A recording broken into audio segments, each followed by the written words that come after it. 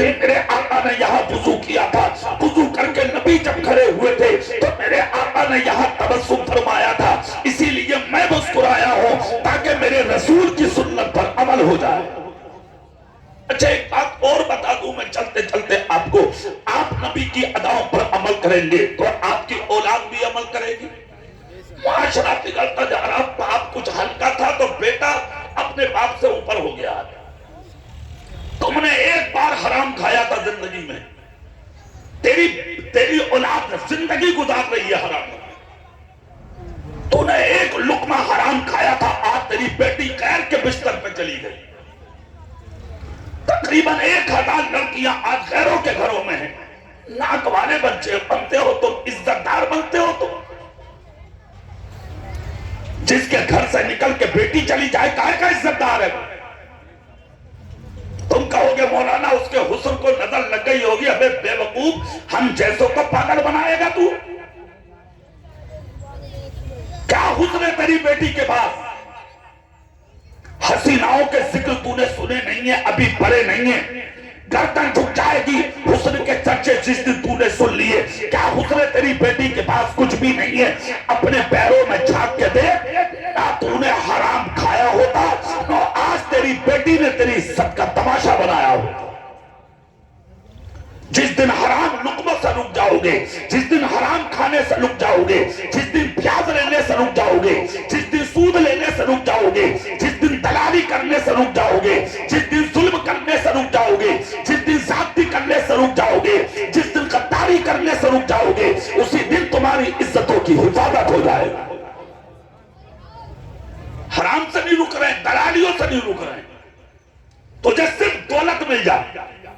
تیری بیٹی کہاں جا رہی ہے تجھے پرواہ نہیں، کوئی پرواہ نہیں ہے تجھے، صرف دولت، سب کچھ دولت ہو گئی تمہارے لیے۔ مال کمانا کوئی کمال کی بات نہیں ہے، ڈنڈیاں کما رہی ہیں پیسہ ناچ ناچ کے، اپنا جسم غیروں کے حوالے کر کے رنڈیاں پیسہ کماتی ہیں۔ پیسہ کمانا کمال نہیں ہے، اس دورے پرفتن میں اپنا ایمان بچانا کمال ہے۔ جس نے ایمان بچا لیا وہ کامیاب ہے، جس نے اپنے آپ کو بچا لیا وہ کامیاب ہے۔ اپنی زندگی میں خوبصورتی پیدا کرو، اپنی زندگی میں حسن لانے کی کوشش کرو، اور زندگی کے اصل خوبصورتی مصطفیٰ کی سیرت کی چادر اوڑھ کے اپنی زندگی کو گزارنا ہے۔ نظر رکھو اپنے اوپر، نظر رکھو اپنی اولاد کے اوپر۔ کیسے نظر رکھو گے؟ آج تم مر رہے ہو، تمہارے ذکر ختم ہو جاتے ہیں، تیرے 40 میں لٹھیاں چل رہی ہیں، تیرے گھر لڑ رہی ہے تیری اولاد، 10 روپے کے بتاشے لانے تیار نہ لڑکا، بڑا بڑا کہہ رہا میرے لیے کیا چھوڑ کے گیا جو میں لاؤں گا، چھوٹا کہہ رہا مجھے کیا دیا باپ نے جو میں اس کی فاتح کرا، مر جا ڈوب کے، ایک چلو پانی مل جا تو مر جا گئی۔ دلالی تو نے کی، دوسروں کی ڈولیں تو نے کاٹی، حرام تو نے کمایا، زیادتی تو نے کی، بازاروں میں یعنی کہ بھیڑیے جا جا کے تو نے چرائی، چائے کی سائیکلیں تو نے اٹھائی، قبر میں پٹائی تیری ہو رہی ہے، اولاد تیری فاتح کرنے تیار نہیں۔ سنو، تھوڑا نیچے بیٹھ سکتے ہو تم؟ کیا کروں؟ جلسہ دوسرے کے نام ہے آج، ورنہ قسم خدا کی ہمت تھوڑی تھی کسی کی میری تقریر میں کوئی کھڑا ہو جا، ہونے نہ دیتا ہوں میں، مگر آج میں کچھ نہیں کہوں گا تم سے، بس ہو گیا میرا ٹائم پورا۔ سبحان اللہ بولیں آپ، سبحان اللہ زور سے بولیں آپ۔ کیا ہوتا ہے یہ سب؟ بیٹے تم قبر میں ذلت تمہیں، رسوائی تمہیں، بدنامی تمہاری، تمہیں کیا ملا؟ نہ خدائی ملا، نہ مثال صنم، نہ ادھر کے رہے نہ ادھر کے رہے، کیا ملا تجھے؟ لٹ گئی تیری زندگی، مر گیا تو، ذلیل ہو گیا تو۔ کتنا اچھا ہوتا میرے رسول کا ہو کے مر جاتا، کتنا اچھا ہوتا مصطفیٰ کا غلام ہو کے مر جاتا، کتنا اچھا ہوتا میرے رسول کا دیوانہ ہو کے مر جاتا، کتنا اچھا ہوتا مصطفیٰ کا چہیدہ ہو کے مر جاتا۔ آج تیری اولاد تیرا نام نہ لے رہی، 1500 سال ہو گئے، آج تک دنیا نہ عمر کو بھولی ہے نہ عمر کی اولادوں کو بھولی ہے۔ کچھ تو کیا ہوگا انہوں نے۔ تیرا بیٹا 1 لاکھ روپیہ گھر میں لے کے آتا، تو اسے سینے لگا لیتا، یہ نہیں پوچھا کہ 1 لاکھ روپیہ لایا کہاں سے؟ بدکاری کی ہے, زنا کیا ہے, کسی کی بیٹی کی عزت پہ ڈاکہ ڈالا ہے, کسی کی زمین پہ قبضہ کیا ہے, کیا کر کے لایا ہے 1 لاکھ روپیہ؟ کبھی پوچھا؟ کیوں پوچھے گا تو؟ نہیں پوچھے گا, اس لیے کہ تیرے خون میں بچ چکا ہے حرام. صحیح طرف, صحیح راستے کی طرف تجھے آنے کو تیرا نفس اجازت ہی نہیں دیتا. یہ حضرت عمر ہے. حضرت عمر ملک شام گئی تھی اولاد تجارت کے لیے. آپ کے دونوں بیٹے ملک شام تجارت کرنے گئے, اور تجارت کر کے بیٹے جب واپس آئے 1 مہینے کے بعد حضرت عمر کو خبر ملی میری اولاد آ رہی ہے. سبحان اللہ بول سکتے ہیں؟ میری اولاد آ رہی ہے. باپ نے اپنے بیٹوں کے آنے کی خبر سنی تو مکے کے مدینے کے باہر نکل گئے, کھڑے ہو گئے. دیکھا اپنے باپ کی نظر دیکھے, دنیا اپنے آتی ہوئی اولاد کو دیکھتی ہے.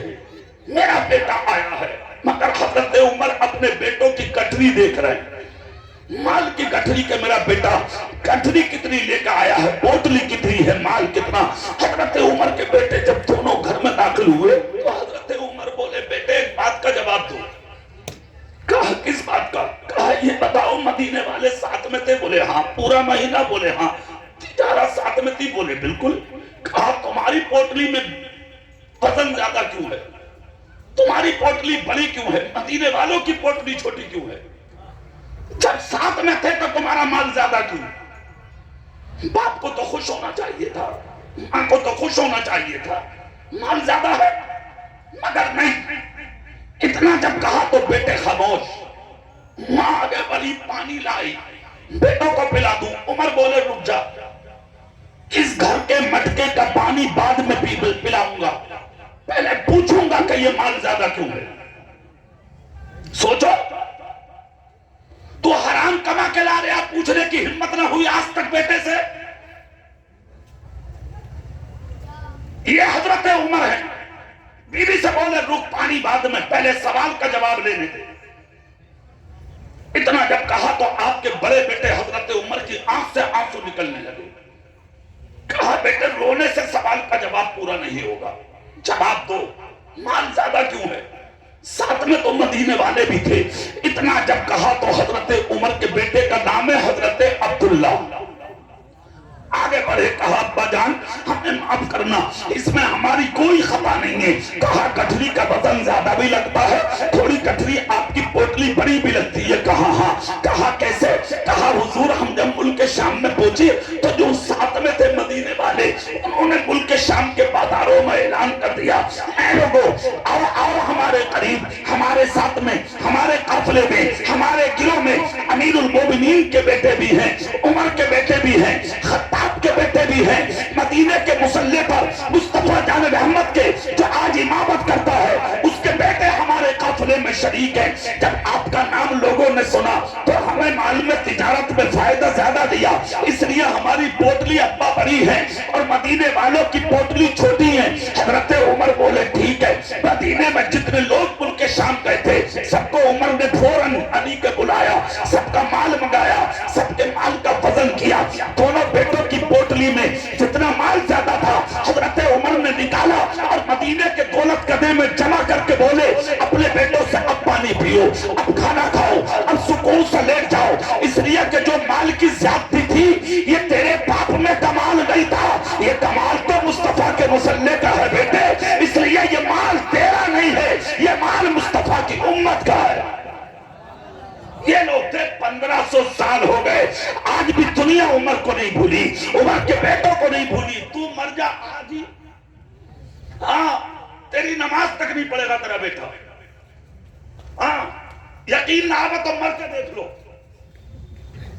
تیری قبر پہ کھڑے ہو کے فاتحہ نہیں پڑے گا تیرا بیٹا, اپنے سسرالیوں کو بریانی کھلائے گا, ان کی گاڑیاں کھڑی کرائے گا, وہ نیتا بنے گا, وہ ماسٹر بنے گا, لوگوں کو دکھائے گا دیکھو دیکھو میرے باپ کے جنازے میں ایم پی صاحب آئیں, منتری صاحب آئیں, ودھایک صاحب آئیں, ایم ایل اے صاحب آئیں. مر جا ڈوب کے, یہ حیثیت ہے تیری. وہ کاہے کی اولاد جو باپ کی نماز جنازہ نہ پڑھ سکے, وہ کیا اولاد جو باپ کی قبر پہ نہ جا سکے, آج تک تو پہچان نہ سکا. یہ عمر کا بیٹا تھا, خدا کی قسم جہاں جہاں نبی کے ساتھ عمر کا نام لیا جاتا ہے وہاں وہاں حضرت عمر کے بیٹوں کا نام لیا رکھی تھی اولاد پر؟ تمہاری نظر ہے ہی نہیں، کوئی نظر نہیں ہے تمہاری۔ ملک شام کی ملکہ مدینے میں آئی، حضرت عمر کی بیوی نے تحفے میں انہیں خوشبو دے دی، وہ ملکہ بدلے مہینے زیورات دے گئی، چلی گئی، وہ روانہ ہو گئی۔ 3 دن کے بعد عمر سے کہا ملکہ نے، آپ کی بیوی نے کہا عمر خوشخبری نہ دوں؟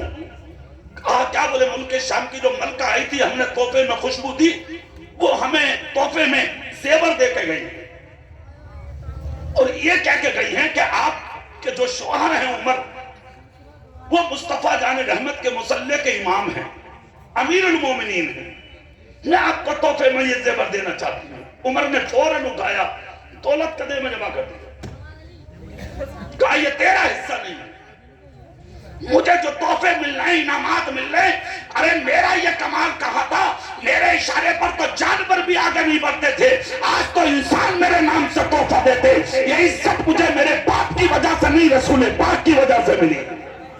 نعرہ تکبیر، نعرہ رسالت، مسلک اعلیٰ حضرت، باری اقبال مراد آبادی۔ کبھی کبھی ان چیزوں پر غور کر لیا کرو، دیکھ لیا کرو کبھی۔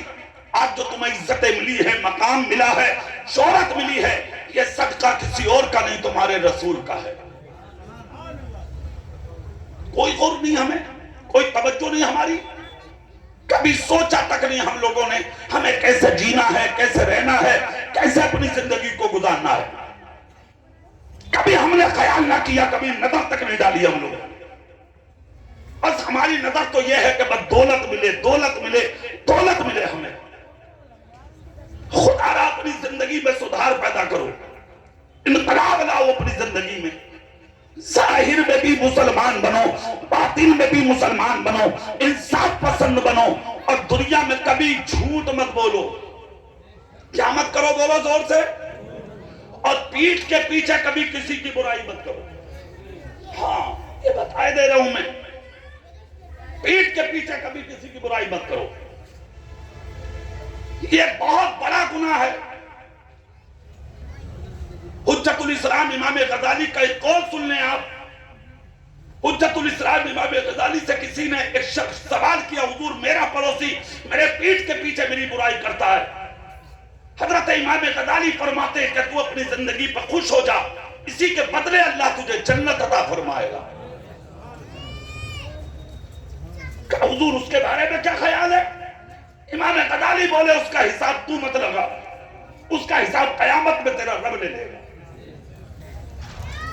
آج تمہیں ہوش ہے؟ اپنی محفلوں میں، جلوت میں، خلوت میں برا سوچتے ہو لوگوں کے بارے میں، برے خیالات لاتے ہو لوگوں کے بارے میں، جو زبان میں آتا وہ بکتے تھے ہو۔ تمہیں یہ تک شعور نہیں کہ اللہ نے جو مجھے عہدہ دیا ہے، میں اس عہدے پر تھوڑا سا کھڑا رہوں اور اس پہ کھڑا اتروں اور اپنے آپ کو سمجھوں کہ میرا مقام کیا ہے۔ حضور اعلیٰ حضرت عظیم البرکت سے کسی نے آ کر کہا، حضور آج میں نے لوگوں کو آپ کی برائی کرتا دیکھا۔ اعلیٰ حضرت مسکرا کے بولے، خدا کا شکر ہے اتنی دیر تک وہ میرے نبی کی برائی سے تو رکے ہوں گے، میری کر رہے ہیں، کرنے دو۔ اچھے لوگوں نے کبھی برائی کو برا نہ سمجھا، مگر تم دوسروں کی برائی کر کے برے کیوں بنتے ہو؟ مسجدوں میں، مدرسوں میں، خانقاہوں میں، اپنی بیٹھکوں میں، راستوں میں، ادھر ادھر جہاں موقع لگتا وہاں کسی پہ انگلی اٹھا دینا، کسی کو ذات کو ٹارچر کر دینا، یہ کیا ہے؟ کیا تمہیں مرنا نہیں ہے؟ کیا دنیا سے جانا نہیں ہے؟ کیا تمہیں قبر میں اکیلا لیٹنا نہیں ہے؟ قبر سانپ اور بچھو کا گھر ہے، مٹی میں رہنا ہے، مٹی میں کوئی بستر نہ ہوگا، کوئی لباس نہ ہوگا، کوئی دیکھنے والا نہیں ہوگا، صرف تیرے اعمال ہوں گے جو قبر میں تجھے سکون کی نیند سلائیں گے۔ سوچ اس کے بارے میں، خیال کر اس کے بارے میں، تصور کر اس کے بارے میں، پھر سوچو، پھر سوچو، پھر خیال کرو، اور زندگی میں ہو سکے تو ایک نیت اچھی رکھو کہ میری ذات سے زندگی میں کسی کو تکلیف نہ ہو سکے۔ ہاں اگر تمہیں جانکاری نہیں ہے،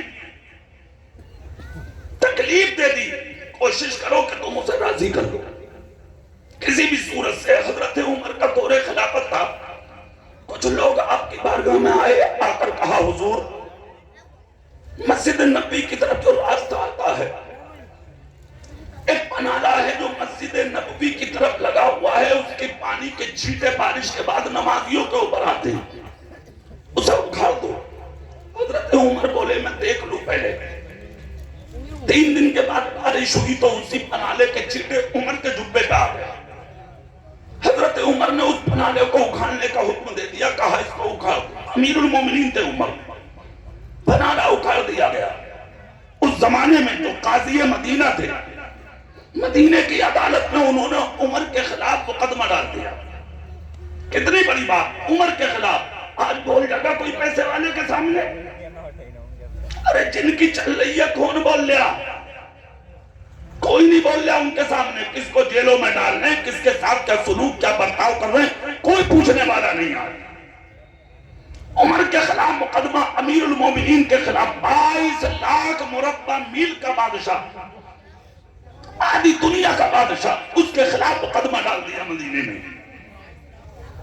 آئے جانتے ہو کیا ہوا؟ مقدمہ جب ہو گیا، اس کے بعد میں جب تاریخ آئی ہے سنوائی کی تو حضرت عمر پہنچے۔ حضرت عمر پہنچے، ہزاروں کا مجمع بولے چل کے دیکھیں گے۔ آج عمر کی پیشی ہے، ایک طرف سے مالک مکان، دوسری طرف سے عمر، ایک طرف بیچ میں سارا مدینہ۔ حضرت عمر جا رہے ہیں، جا کر عدالت میں کھڑے ہوئے وکالت کرنا چاہتے تھے عمر۔ وقت کے حاکم قاضی مدینہ نے کہا عمر رک، وکالت آپ نہیں کریں گے، وکالت وہ کرے گا جس نے تمہارے خلاف مقدمہ کیا ہے۔ بلایا گیا غریب کو جس کا بنانا تھا، قریب آگے بڑھا اور آگے بڑھنے کے بعد وکالت کی۔ قاضی مدینہ نے کہا کیا ہے بولو؟ کہا عمر امیر المومنین ہیں، انہوں نے میرے مکان کا بنانا اکھاڑا ہے، پانی رکے گا، میں قریب ہوں، میرے مکان کی چھت نیچے جائے گی، میرے بچوں کو تکلیف ہوگی۔ عمر نے میرے بچوں کو تکلیف دینے کا کام کیا، اس لیے میں نے ان کے خلاف مقدمہ کیا۔ اتنا جب کہا خدا کی قسم قربان جاؤ، حضرت عمر کی آنکھ سے آنسو نکل گئے، دل میں سوچنے لگے میرا مقصد کوئی اور تھا۔ قاضی مدینہ نے کہا عمر آپ وکالت کرو، تم نے ایسا کیوں کیا؟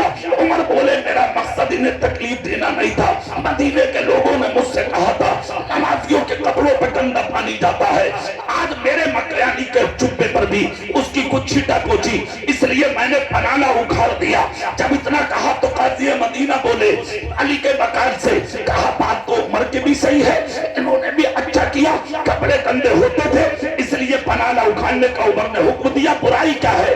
آگے آئے مالک مکان تو قاضی مدینہ بولے آپ کا نام کیا ہے؟ انہوں نے رو کر کہا مجھے دنیا حضرت عباس کے نام سے جانتی ہے، محمد ابن عبداللہ جن کا نام ہے وہ میرے بھتیجے ہیں۔ اللہ اللہ۔ قاضی مدینہ نے کہا کس وجہ سے مقدمہ کیا؟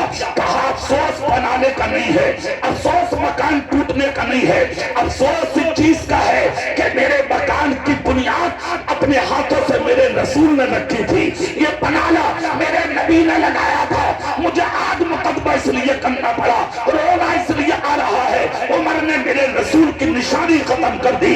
اتنا جب کہا خدا کی قسم بلک اٹھے، تڑپ اٹھے حضرت عمر، آگے بڑھ کے آغوش میں لے لیا حضرت عباس کو، کہا مجھے معاف کر دو، مجھے خبر نہیں تھی کہ وہ پنالا میرے رسول نے لگایا تھا، چلو چلو یہ مقدمہ میں اپنے سن لیتا ہوں۔ لے کر پہنچے اور اس مکان کے قریب جا کر کہا پنالا لاؤ، پنالا لایا گیا۔ حضرت عباس بولے زینہ تو لے لوں، سینی تو لے لوں جن پہ چل کے تم پنالا لگا سکو؟ حضرت عمر ہاتھ پکڑ کے بولے عباس رک جاؤ، سینی مت لاؤ، زینہ مت لاؤ۔ کہا اتنی اوپر پنالا لگے گا کیسے؟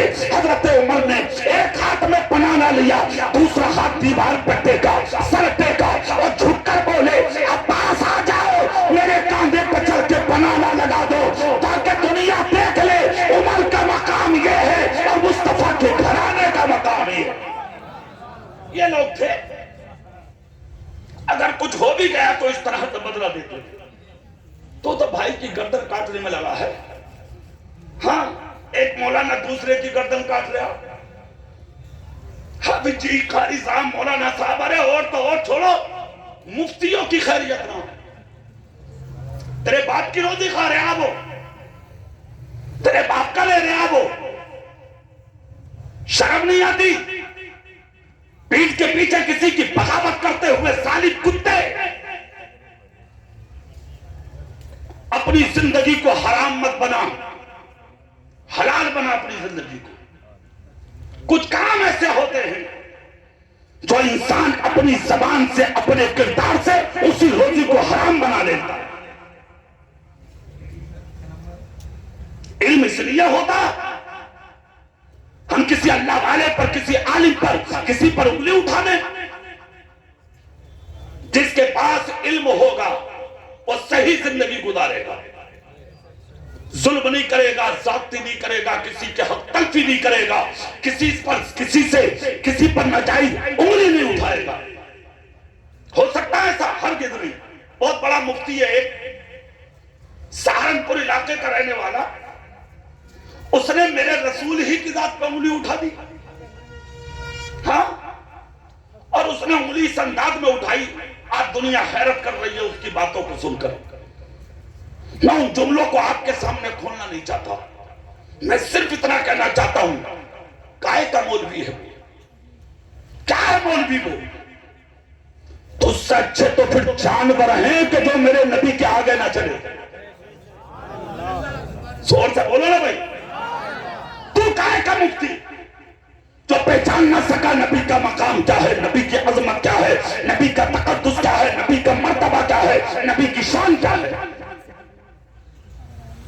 علم کا مطلب ہوتا ہے جانکاری۔ تجھے جب جانکاری ہی نہیں تو پھر تو عالم کی چیز کا۔ حضور غوث پاک سے کسی نے پوچھا سرکار عالم کسے کہتے ہیں؟ کہا جاننے والے کو۔ کہا حضور جسے اپنے اندر کی جانکاری نہ ہو؟ غوث پاک فرماتے ہیں وہ جاہل ہے، وہ عالم نہیں ہے، وہ جاہل ہے جسے اپنے اندر کی جانکاری نہ ہو۔ صرف کام زبان سے کہلوا کے تھوڑی کام چلتا، عملی طور پر میدان میں آؤ تب کام بنتا۔ زبان سے کہلوا کے نہیں، اپنے اخلاق، اپنے کردار، اپنی سیرت، اپنے کریکٹر سے بھی دکھاؤ کہ ہم کیا ہیں۔